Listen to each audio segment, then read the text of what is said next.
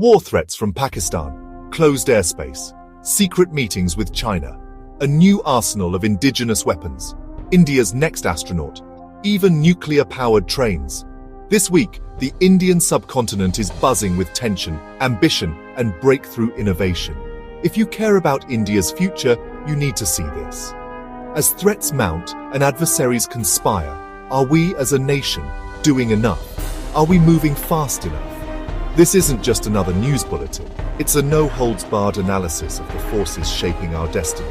From warmongering neighbors to silent moves in Beijing, every development matters. The future of 1.4 billion people is at stake. Stay with me. What you're about to hear will change how you see India's place in the world. Let's get straight to the point. Pakistan's former foreign minister, Bilawal Bhutto Zardari, has threatened war if India stops their water. This isn't a slip. It's a calculated threat from a political dynasty that uses India as a scapegoat. The Indus Waters Treaty, which survived decades of conflict, is now a tool for blackmail. Why now? Because India is developing its own infrastructure in Jammu and Kashmir. Projects for prosperity are painted as aggression. It's the classic Pakistani playbook: create crisis, cry victim, rattle the nuclear saber. Is this empty rhetoric or a sign of desperation as Pakistan's economy crumbles and India rises? The world is tired of these threats. India acts responsibly while Pakistan clings to the past. India will not be cowed or blackmailed. Our commitment to Jammu and Kashmir is absolute. We will build our dams, roads, and secure our future, regardless of who feels threatened. The message from New Delhi: do not mistake patience for weakness. The world sees these provocations for what they are: a desperate attempt to stay relevant. India's focus is progress, not distraction. The new India will not be deterred by the empty roars of a paper tiger. Our resolve is clear: we move forward. While Pakistan threatens, India's National Security Advisor Ajit Doval was in Beijing, meeting Chinese Foreign Minister Wang. This wasn't a routine call. It was a high-stakes meeting at the Shanghai Cooperation Organization Summit. The agenda: terrorism, cybersecurity, and the unresolved line of actual control. The wounds of Galwan are fresh, but India's diplomacy is mature and confident. We hold our ground, match China's military buildup, and keep communication open. This is not weakness, it's strategic confidence. Doval's presence in Beijing signals we're not afraid to talk, but we won't compromise on sovereignty. India walks the tightrope between containment and cooperation. The trust deficit with China is immense, but disengagement isn't an option. Meetings like these are necessary to manage an adversarial relationship and prevent disaster. As Doval and Wang Yi talked, the world watched. The outcome affects not just India and China, but the entire Indo-Pacific. India is playing the long game, building military strength, alliances, and engaging rivals.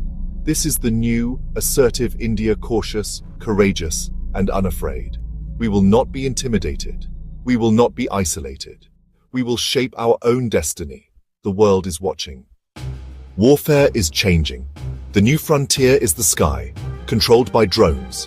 India's military is pushing for a unified drone command, with a staggering Rs50,000 crore budget. This isn't about buying a few drones. It's about acquiring over 10,000 state-of-the-art surveillance, attack, and logistics drones. The plan includes hardened drone bases, advanced simulation labs, and a new generation of drone pilots. Why the urgency? Because in modern warfare, he who controls the skies with drones controls the outcome. India is lagging behind China, the US, even Turkey. We've seen drones change wars in Armenia, Azerbaijan, and Ukraine. Ignoring this revolution would be strategic suicide. A unified drone command would integrate Army, Navy, and Air Force drone operations. This is about future-proofing our military and giving our soldiers the edge. The investment is a down payment on India's security for the next 50 years. The proposal is on the table. The need is undeniable. Will bureaucracy move fast enough? The nation demands we close this gap now. Our security depends on it. The time to act is now. Tensions have now reached the skies. India and Pakistan have issued fresh NOTAMs, airspace closures along the border. This isn't routine. It's a direct response to heightened security after the Pahalgam terror attack and India's precise airstrike under Operation Sindoor. Military aircraft are on high alert. Civilian flights are rerouted, costs rise and suspicion grows. The risk of accidental escalation is real. One misstep could spiral out of control. This is operational tension at 30,000 feet. The extended closure signals neither side is ready to de-escalate. For India, it's a necessary precaution. We cannot afford complacency. The NOTAM is a defensive measure, a signal of vigilance. But this cannot become the new normal. It drains resources and breeds anxiety. The onus is on Pakistan to rein in terror proxies and de-escalate. Until then, the skies remain tense, a stark reminder of fragile peace. The world must see this as a threat to regional stability. India stands vigilant. The stakes are sky high. Amidst external threats, a quiet revolution is underway. Atmanirbhar DRDO has offered 28 fully indigenous, battle-ready weapon systems to our armed forces. Advanced air-to-air and air-to-ground missiles, laser-guided bombs, heavyweight torpedoes, anti-drone systems, and electronic warfare gear. Developed by Indian scientists, for Indian soldiers. For decades, India depended on foreign arms, draining resources and creating vulnerability. Atmanirbhar defense breaks these shackles, giving us strategic autonomy. We can now upgrade and adapt our technology without foreign approval. This is about future-proofing our military and ensuring our defense posture is set in New Delhi, not abroad. The DRDO's offer is a testament to Indian innovation and pride. The ball is now in the armed forces' court. Procurement must be fast-tracked. Let's arm our soldiers with the best, and let the best be Indian. The era of dependency is over. India is ready to lead. The future is indigenous.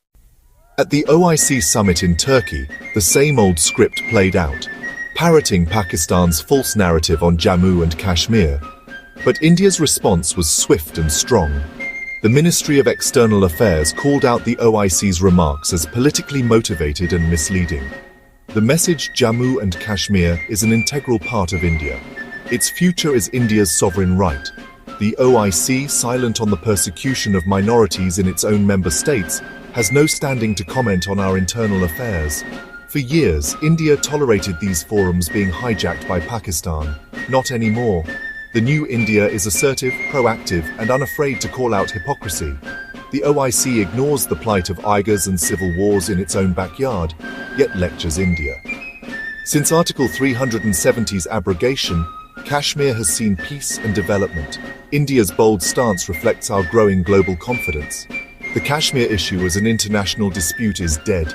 The only issue left, vacating terror infrastructure from Pakistan-occupied Kashmir. India will lead that conversation, on its own terms. The world is on notice. Let's look to the stars. India's next astronaut, Group Captain Shubhanshu Shukla, is set to fly to the International Space Station this June. He'll be the mission pilot on the Axiom 4 mission, launching aboard a SpaceX rocket, a testament to India's growing stature in global space.